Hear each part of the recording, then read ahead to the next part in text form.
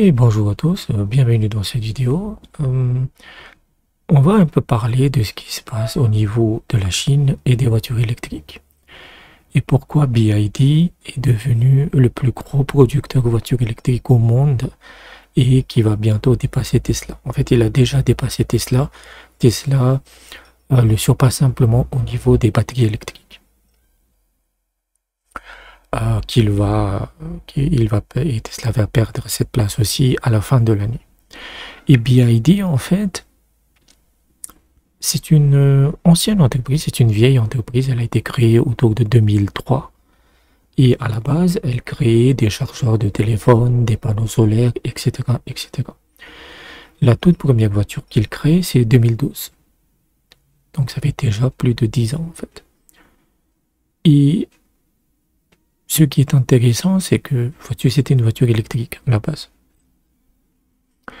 Quand ils ont montré cette première voiture électrique, Elon Musk s'est moqué de cette bagnole en disant non mais regardez que les Shintok sont capables de faire, ils ne pourront jamais nous surpasser. Aujourd'hui, Musk rigole beaucoup moins parce que les voitures chinoises comme celle de BYD, mais également de NIO, de Chery, toutes ces marques sont en train de dominer la planète entière. Pour une raison très simple, c'est qu'elles sont tout simplement moins chères. Et comment c'est arrivé? Et en fait, ce qui est extrêmement intéressant, c'est que les Occidentaux, même Occidentaux collectifs, en général, même les Japonais, sont restés sur le cul. Parce que, en fait, le réveil commence l'année dernière. L'année dernière, vous avez parce que aux États-Unis, c'est Ford qui domine le marché des automobiles, automobiles classiques, hein, moteur à combustion, mais également des hybrides. Et il ne domine pas toute la gamme des automobiles. Ford domine deux segments principaux, les pick-up haut de gamme, donc comme les Ford Explorer et les SUV. Donc c'est des voitures à 120 000, 150 000 $. Mais il ne domine pas la gamme des voitures de fonction, des voitures utilitaires, voitures familiales, etc., etc., qui, elles, sont dominées plus par les Japonais, Toyota et compagnie. Et à partir depuis l'année dernière, en fait, le syndicat, donc l'association des fabricants d'automobiles américains, a remarqué en fait que vous avez des marques totalement inconnues qui commencent à arriver dans le top des ventes américaines, mais également mexicaines, etc. Parce que c'est très facile de passer clandestinement via le Mexique, ce qui fait que les Chinois exportent au Mexique et passent simplement la frontière. Et vous avez tout un système de fausses plaques, de faux papiers qui est mis en place par les cartels qui ne perdent jamais une occasion pour se faire un billet. C'est normal. Et ils se sont demandé, mais pourquoi les gens achètent du chinois? Parce que le Made in China, ben, si ça coûte 50 € et que ça va tomber en panne au bout de 3 mois, pourquoi pas? C'est 50 €. C'est récupérable. Mais là, c'est 50 000. Et l'achat d'une voiture pour une famille, ou même pour une personne seule, c'est l'un des achats, c'est le second achat le plus important d'une vie. Le premier étant l'achat d'une maison. Je lui dis que pourquoi les gens achètent du chinois? Qu'est-ce qui explique? Est-ce que elles sont aussi bien que ça? Et donc, ce syndicat, cette association a demandé à une firme d'audit de leur donner la réponse, d'enquêter et de voir pourquoi ça marche bien. C'est quoi le problème en fait? Et donc cette firme, elle a importé une voiture qui est le modèle Seagull de la marque BYD. Vous pouvez voir la photo, ça ressemble un peu à une espèce de SUV, mais très léger en fait. On a l'impression que c'est une Porsche Cayenne par exemple. Donc cette firme a acheté et a importé cette voiture et l'a amenée au Michigan, là où ils ont leur siège social. Et ils l'ont démonté pièce par pièce. Mais vraiment pièce par, parce que c'est le travail de cette firme, c'est de faire de la rétro-ingénierie. Et dans le rapport, qu'ils ont transmis aux fabricants, ils ont dit cette phrase, c'est une pièce, c'est une perle d'ingénierie. Tout dans cette bagnole est bien pensé. C'est efficient, ça concentre sur les réductions de coûts. Cette voiture est fonctionnelle, elle est très bien. Ils ajoutent, ben, si vous voulez rattraper votre retard, c'est mort. Dans l'état actuel de l'industrie américaine de l'automobile, que ce soit en termes d'usine, en termes d'assemblage, en termes de main-d'œuvre, ils ont 5 ans d'avance sur nous. C'est ce que les Américains ont dit. Ils ont 5 ans d'avance sur nous. Et non, on ne peut pas les rattraper pour le moment. Puisque si on avance de 5 ans, eux, ils auront pris 5 ans de plus. Donc, c'est pas possible. Et pourquoi les voitures chinoises sont compétitives? Mais ensuite, il y a aussi donc ce rapport en fait a provoqué une véritable panique au sein des fabricants automobiles américains, et ils ont donc acheté un membre du Congrès, parce que là-bas, vous achetez simplement un membre du Congrès pour faire passer les lois que vous voulez, et c'est pour ça qu'on a eu ces taxes douanières de 100% sur les voitures électriques chinoises. C'est une taxe de panique. Ils ont pissé dans leur froc, en fait. Ensuite, quelques mois plus tard, c'était... Donc la taxe est passée il y a quelques mois, hein, parce que l'affaire date de l'année dernière, mais les lois sont passées cette année. Et donc cette année, en été 2024, le président de Ford est allé en Chine. Parce qu'il entend parler de tout ce truc, et il se dit, je vais aller là-bas, je vais voir par moi-même. Le mec va là-bas, et il écrit plusieurs articles, il écrit plusieurs éditos dans le Wall Street Journal, etc. Et il dit, grosso modo, écoutez les mecs, c'est très simple. La Chine, c'est le météore, nous sommes les dinosaures. Notre industrie fait face à un danger d'extinction. Et ce gars-là, je ne me rappelle plus de son nom, c'est Jim Ford, etc. Il faudrait que je retrouve. Mais le président de Ford, les médias américains, les analystes, en fait, le considèrent comme une véritable encyclopédie vivante sur la bagnole. Le mec, il est calé, quoi. Je dis que s'il y a quelqu'un qui s'y connaît en bagnole, c'est bien lui. Et lui, il dit qu'ils n'ont pas 5 ans d'avance sur nous. Ils ont 10 ans d'avance sur nous. Et on ne peut pas les rattraper parce qu'on ne sait pas faire les usines qu'ils font. On n'a pas la main-d'œuvre, on n'a pas les ingénieurs et surtout, on n'a pas les matières premières. On s'est fait avoir. Maintenant, c'est quoi le secret de BYD, par exemple? En fait, BYD est le champion de ce qu'on appelle l'intégration verticale. C'est-à-dire que tous les composants de la bagnole, c'est eux qui le fabriquent en interne. Ils sous-traitent quasiment pas. Ce qui fait que ça leur permet de réduire les coûts, d'une part, mais surtout, ils peuvent adapter très rapidement les pièces selon les demandes du marché. Ensuite, vous avez aussi une synergie de l'industrie chinoise avec les autres, de l'industrie automobile chinoise avec les autres secteurs chinois. En sachant que la règle d'or en Chine, c'est la compétition. La compétition est féroce dans n'importe quel secteur. Dès que une entreprise devient monopolistique, l'État chinois arrive avec une hache et découpe tout. C'est la règle, en fait. Il faut toujours de la compétition. Parce que la compétition fait baisser les prix et fait progresser l'innovation. Ça fait innover, ça te force à te bouger le cul. En fait. Et cette synergie fait que, par exemple, le savoir-faire de BYD dans ces usines, puisque la plupart sont automatisées, il est transmis à Huawei. Et Huawei possède ce qu'on appelle des smart factories, des usines intelligentes, qui peuvent fabriquer 50 000 smartphones par jour avec 37 employés. Et il y a 37 employés dans toute l'usine, et ils fabriquent, voilà. Donc ça, c'est le savoir-faire de BYD. Et Huawei, à son tour, transmet les technologies de l'IA et fournit des semi-conducteurs à BYD. C'est pour ça que Huawei propose des bagnoles. Huawei fabrique des voitures. Xiaomi fabrique des voitures. Et vous avez cette espèce de synergie, en fait, qui fait que tout le monde monte vers le haut, en fait, en évitant de piétiner sur les plates-bandes de l'autre. Mais ça n'explique pas tout. Pourquoi cette voiture est performante? En fait, en plus de l'intégration verticale, il y a une... En fait, les Chinois ont pris le problème vraiment vraiment du zéro, en fait, du zéro absolu. C'est-à-dire que les bagnoles occidentales petite parenthèse, Tesla n'a pas réussi parce que ses bagnoles sont supérieures. Non, c'était le seul dans le secteur. Parce que euh, les fabricants classiques, Ford, General Motors, même en France, Peugeot, Renault, ils ont dédaigné la voiture électrique quand elle a commencé à faire son apparition il y a une trentaine d'années. Ils ont dit que c'était un machin truc, ça marcherait jamais, etc. Et surtout, ils n'ont pas trouvé de modèle de rentabilité vis-à-vis de la batterie électrique. Ils ne savaient pas le faire. C'était beaucoup trop cher, ils n'avaient pas les matières premières, donc ils ont laissé tomber. Tesla a parié dessus, c'est pour ça qu'il a gagné. C'était le seul en fait.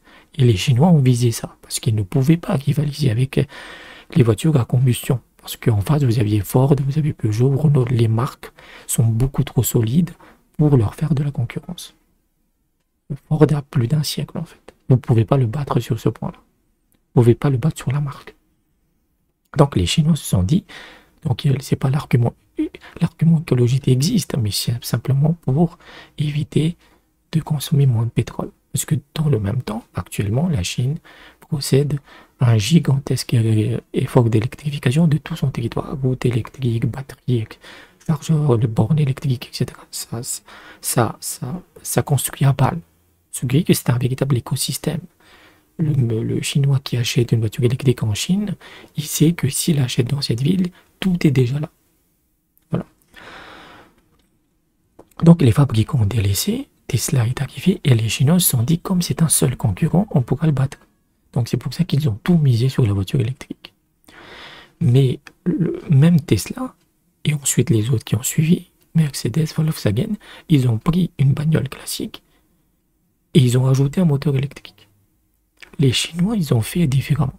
Ils ont pris le moteur électrique et ils ont reconstruit la bagnole tout autour. Ils ont réinventé la bagnole. Ce qui fait que la carrosserie est plus légère, les pneus sont plus fins, il y a beaucoup moins de composants, 10 à 11% de composants en moins, parce que c'est des composants qui protégeaient la voiture des effets du moteur à combustion, ce qui n'est plus nécessaire. Et ils ont combiné plusieurs pièces en une seule, en inventant donc de nouvelles pièces. Il y a vraiment tout un processus d'ingénierie qui est ensuite transmis aux usines. Ce qui fait que à chaque fois ici la réduction de coûts et un contrôle total de la production, de A à Z. En fait. Et c'est pas possible de les battre. Parce que ça, c'est juste BYD. Vous avez aussi NIO derrière. La marque NIO. En fait, NIO, elle a fait un gamble, un pari énorme. Énorme. Soit ça va en faire l'une des entreprises les plus puissantes qui existent, soit il va faire faillite. Grosso modo, en fait, elle a inventé ce qu'on appelle la batterie comme un service. C'est-à-dire que quand tu achètes la batterie, ou quand tu achètes la voiture, tu n'achètes pas la batterie, tu la loues. Tu la loues en fait. Déjà, ce qui fait que ça va te réduire énormément le prix, parce que la batterie n'est pas inclue dans la voiture, dans le prix de la voiture, puisque c'est le composant le plus cher et celui qui pose le plus de problèmes dans une voiture électrique. Et donc, ils ont créé plein de stations, en fait, tout autour. Là, pour le moment, c'est uniquement en Chine. Donc, tu payes autour de 110, 120 $. Ils ont testé. En fait, ça fait 10 ans que NIO teste son modèle. Et on n'entend pas parler. On n'en entend pas parler. Et donc, tu as des stations, tu arrives avec ta bagnole électrique, avec ta batterie qui est quasiment vide. Et ben, on te remplace directement la batterie. Parce que tu la loues, en fait. Ce qui fait que, d'une part, tu obtiens toujours la batterie la plus performante, puisque c'est des professionnels qui l'entretiennent. Et ça prend 10 minutes. Alors que, on sait très bien que le chargement d'une batterie électrique, ça peut prendre des heures, en fait. Donc c'est aussi rapide qu'un plein d'essence. C'est vraiment brillant en fait. C'est vraiment brillant. Et en sachant que là, puisque les batteries dépendent de chaque voiture. Donc ça a été un gros défi pour eux. Donc là, ils sont en train de standardiser une batterie pour tous les modèles disponibles pour NIO. Avec un partenaire avec BYD, etc. Donc il y a vraiment un énorme effort qui est fait. Et ce qui est absolument terrifiant et dramatique, que des gens comme vous et moi, c'est-à-dire des péconos, des lambda, on voit que la Chine se réveille actuellement, c'est pas grave. Nous, on n'est pas des experts.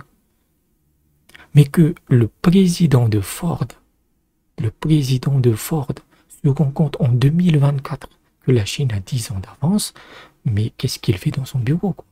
Qu'est-ce qu'il fout toute sa journée? C'est son boulot. Par exemple, Carlos Tavares, le président euh, du groupe français, là, Stellantis ou Stellaris. Stellantis, l'énorme conglomérat qui regroupe toutes les marques françaises, il se fait 36 millions d'euros par an. Et il est tout aussi à la ramasse que Ford. Donc, c'est des cracks dans leur domaine. C'est leur boulot d'anticiper la concurrence et de s'y adapter. Et non, ils se sont réveillés. Et je pense que ça vient d'une seule raison. Toujours la même qui montre que l'Occident est un fou dangereux, c'est le syndrome colonial. C'est-à-dire qu'ils sont incapables d'envisager que la Chine, l'Inde, d'autres pays peuvent être aussi avancés technologiquement. Que non, ils sont juste pour créer des t-shirts et des chaussures.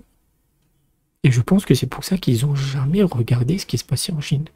En Chine, aujourd'hui, tu peux acheter des voitures électriques avec une gamme de 10 000 $. C'est-à-dire que bout 10 000 balles, tu as une voiture électrique jusqu'à 280 000 $. Il faut voir, je pense qu'en Occident, il n'y a personne qui a les voitures de luxe. Il faut voir ce que c'est. Ce que c'est le truc, en fait, c'est des véritables paquebots de luxe. Vous avez des écrans de streaming, sièges moissons, vous avez de l'IA partout qui détecte la fatigue du conducteur. C'est insane, en fait. C'est insane. Et là, Huawei est en train de fournir des semi-conducteurs parce qu'ils parient beaucoup sur l'IA générative. Et donc, ce qu'ils font, c'est qu'ils intègrent directement les GPU dans les bagnoles. Parce qu'actuellement, les IA dans les voitures électriques chinoises, les hauts de gamme, ils se connectent au serveur américain pour utiliser les IA. Vous allez me dire que c'est interdit parce que la Chine n'a pas accès aux semi-conducteurs les plus avancés. Oui, l'achat est interdit, pas la location. Mais Huawei pousse énormément ses propres semi-conducteurs pour éviter justement d'éviter de se connecter au serveur américain et donc de leur fournir les données. Donc, ils ont dominé, ils ont gagné en fait. Sur la voiture électrique, clairement, ils ont gagné. C'est pour ça que Trump, quand il parle des voitures électriques, il dit qu'il va abandonner les voitures électriques et revenir au modèle à combustion. C'est pas du tout un truc écologique, parce que le mec, il sait que on n'a aucune chance contre les Chinois. Il faut rester avec nos marques traditionnelles qui, eux, sont indéboulonnables sur le moteur à combustion. Ford, vous ne pourrez pas le battre. Toyota, vous ne pourrez pas le battre, etc., etc. Donc c'est pour ça, et c'est maintenant que tout le monde se réveille. C'est maintenant que l'Occident collectif se réveille en disant, mais BYD est le plus gros fabricant du monde. Voilà, et ça ne va faire qu'empirer. Et le pire, c'est que cette intégration verticale, cette synergie, vous la trouvez dans tous les secteurs. Et dès aujourd'hui. Et en fait, ce qui est aussi terrible, c'est que vous avez eu des lanceurs d'alerte. Vous aviez un mec qui a travaillé chez Mercedes qui disait, mais regardez ce qui se passe en Chine. Il le disait dès 2018. Vous n'êtes pas prêts vous n'êtes pas prêts pour ce qui arrive de Chine dans les voitures électriques. Ils vont nous ratiboser. Et personne ne l'a écouté. Et on entend les mêmes rumeurs, les mêmes bruits concernant les semi-conducteurs. Là, ils sont en période d'incubation en Chine. Et tous les spécialistes en Chine et les fabricants de semi-conducteurs, comme SMIC, disent que là, on est en période d'incubation, c'est-à-dire qu'on est en point mort, alors que ça développe pas mal. Et donc, on va connaître une croissance explosive. Ce sont les mots même du président de SMIC. SMIC, c'est la fabrique, c'est l'association des fabricants de semi-conducteurs chinois. C'est le conglomérat général qui se trouve à Wuhan, qui est devenu un énorme hub de technologie. Que en 2-3 ans, c'était autour de 2026, nous allons connaître une croissance explosive. Et là encore,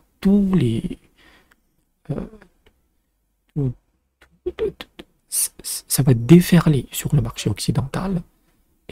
Et comme par exemple Nvidia est l'entreprise la plus cotée au monde, tout le monde achète des actions Nvidia, moi je ne parierais pas trop là-dessus. Parce que oui, ils ont du succès, mais c'est du succès à très court terme. À moyen terme et à long terme, la Chine va dominer. que eux, ils ont compris comment faire un produit de A à Z. En fait, sur l'industrialisation, sur l'industrie, les Chinois sont tout sauf mondialistes. Tout est fait en local. Tout est fait chez eux.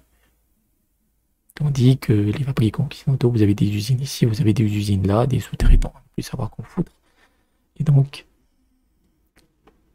c'est la merde pour l'Occident. Je le répète, hein, c'est terrifiant à quel point les Occidentaux ne se rendent pas compte, en fait, à quel point les Chinois les ont déjà surpassés. Regardez sur le jeu vidéo, avec le truc, comment il s'appelle, Black Myth Wukong. Et là, on est toujours dans de la sinophobie bête et méchante, plutôt.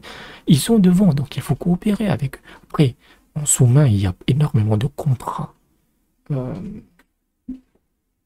et de partenariats entre les fabricants occidentaux et les Chinois, parce qu'ils savent qu'ils les ont battus. Je veux dire, Maserati va être sans doute racheté par les Chinois. On parle aussi la même chose d'Alfa Romeo. De nombreuses voitures de la marque Jaguar sont fabriquées sur une plateforme chinoise, plateforme automobile, c'est l'ossature de l'automobile. Voilà. Et les gens commencent à peine à se réveiller, c'est terrible.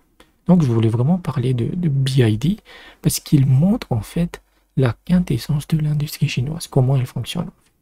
Donc elle a galéré, hein. Ça lui a pris 20 ans. Ça lui a pris 20 ans, mais là elle est en train de tout. C'est terrible, je veux dire, c'était il y a 2 semaines, 2-3 semaines, il y a eu un salon de l'automobile au Japon, dans la région de Shigu-Jogu. Et en fait, bon, c'est un salon d'automobile. Un salon automobile, qu'est-ce que vous attendez à voir? Eh ben, vous voyez des belles bagnoles, des belles femmes, etc., des bimbos, ce genre de trucs. Ben non, vous aviez un stand au Japon, hein. Vous aviez un stand où il y avait une voiture chinoise entièrement démontée, comme au Michigan. Et c'était destiné pour les fabricants automobiles japonais. De la même façon que les Américains et les Européens, ils sont également sur le cul. Mais quand est-ce qu'ils nous ont surpassés, en fait? Les Japonais qui avaient surpassé les Américains sur l'automobile dans les années 80. Et c'est à leur tour de se faire d'un mille pions. C'est ce qui se passe quand vous êtes allié avec les mauvaises personnes, quand vous êtes allié avec les perdants. Donc voilà. C'est ce que je voulais dire. J'espère que vous avez apprécié la vidéo. Et vraiment, ne regardez plus ce qui se passe en Occident, regardez ce qui se passe en Chine. Le futur est là-bas, en fait. Donc j'espère que vous avez apprécié. Et si vous avez des sous, n'hésitez pas à aller sur Patreon ou Buy Me Coffee. Je suis aussi sur Telegram. Vous trouverez les liens dans la description, sur Multipolaris. Voilà. Donc j'espère que vous avez apprécié et je vous dis à bientôt.